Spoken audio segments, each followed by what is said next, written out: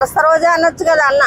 ఏమి మాట్లాడేయాలని పోతే సాయన్న అని మాట్లాడేయాలని పోతే నేను బాధపడుతూ ఏడుస్తుంటే సాయన్న ఎందుకు ఏడుస్తావమ్మా, నువ్వు చైర్మన్, ఈ 2 సంవత్సరాలు నువ్వే గట్టిగా ఉండాలా అని చెప్పినాడు. బాలాజీ ఉన్నాడా, మిగతా కౌన్సిలర్లు ఉన్నారు, ఏమి విన్నారు కదా అంతా. మనం పని చేయలేకుంటే ఆయన ఎట్లా అంటాడు? అప్పుడే దిగిపో అని చెప్పొచ్చు కదా, సాయన్న దిగిపో అని చెప్పొచ్చు కదా. ఎందుకని లేదు?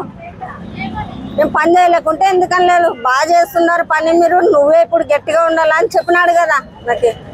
చెప్పిన ఆయన ఇప్పుడు ఆయన మనసు మార్చిందే, వీళ్ళు డబ్బు కోసం వీళ్ళు మనసు మార్చినారు.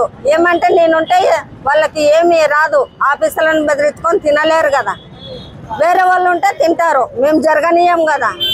జరగనీయం అనే ఉద్దేశంతో మనం దించాలని ఆయనకు ఓటికి 2 చెప్పి ఆయన ఇప్పుడు బజార్లో పెట్టింది కూడా వాళ్ళే.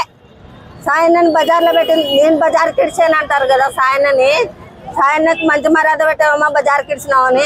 నేను అనడానికి కారణం కూడా వాళ్ళే.